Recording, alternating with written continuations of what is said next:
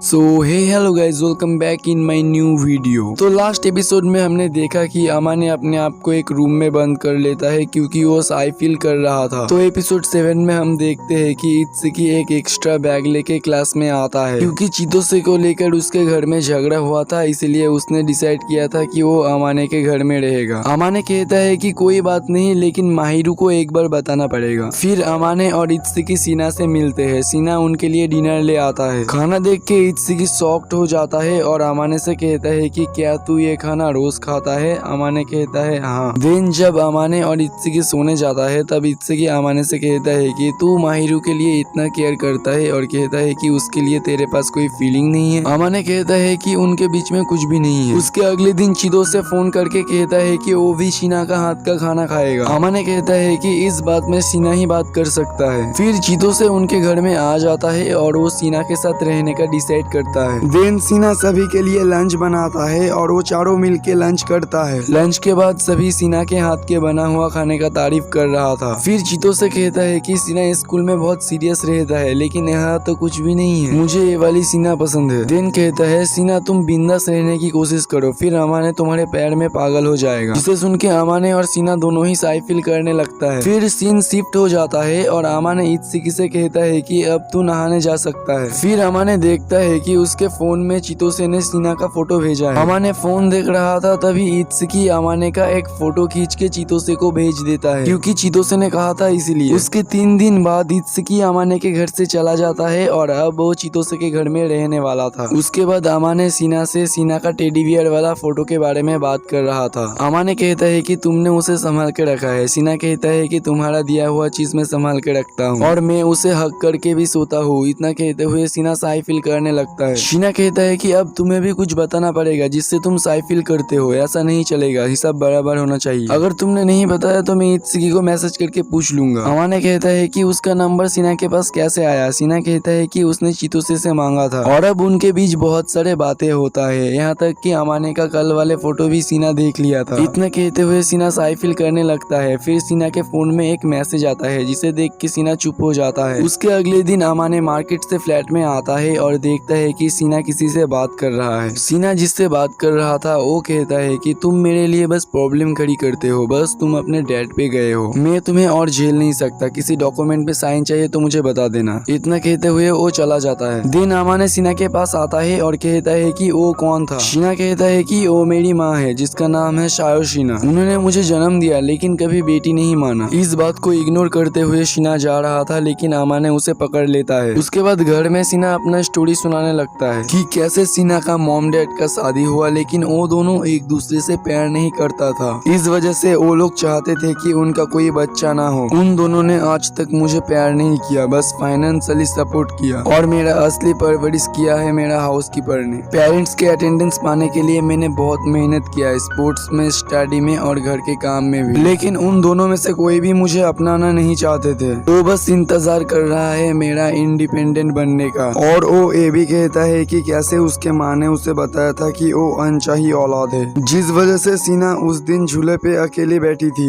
जिसे सुन के अमाने शीना का इमोशन समझ के शीना के ऊपर एक कपड़ा दे देता है और कहता है कि अब तुम रो सकती हो। अगर इतनी सारी बात तुम अपने मन में दबा के बैठोगी तो तुम कभी भी खुश नहीं रह पाओगी। जिसे सुन के शीना रोने लगता है। तो कुछ देर बाद शीना अमाने से कहता है कि तुम मुझे रोते हुए देख रहे थे। अमाने कहता है कि मैं देख रहा था क्योंकि तुम मेरे कंधों पे रो रही थी और वैसे भी मैंने तुम्हें कपड़ों से ढका दिया था। शीना अमाने से कहता है कि मुझे तुम्हारे पास कुछ देर ऐसे ही बैठना है। फिर शीना कहता है कि एंजल से प्यार करने वाला बहुत लोग है लेकिन असली माहिरू शीना से प्यार करने वाला कोई भी नहीं है। उसके बाद शीना अपने आप को बहुत कोसता है और कहता है कि मुझे कोई भी पसंद नहीं करता। जिसे सुन के अमाने कहता है कि लेकिन मैं पसंद करता हूँ। अमाने कहता है कि सिर्फ मैं नहीं, चितोसे और मेरे पेरेंट्स भी तुम्हें बहुत पसंद करते हैं। जिसे सुन के शीना रोने लगता है। देन शीना अमाने से कहता है कि क्या मैं तुमसे कुछ मांग सकता हूँ? अमाने कहता है कि हाँ। शीना कहता है कि मुझे कभी भी दूर जाने मत देना। अमाने कहता है कि ठीक है, मैं तुम्हारे पास ही रहूंगा। देन शीना अमाने को हक कर लेता है। उसके बाद शीना अपने बिहेवियर की वजह से थोड़ा साई फील करने लगता है लेकिन इससे अमाने को कोई फर्क नहीं पड़ रहा था। अमाने कहता है कि तुम्हें चाहने वाले अभी भी बहुत लोग हैं, तुम बहुत ही स्पेशल हो।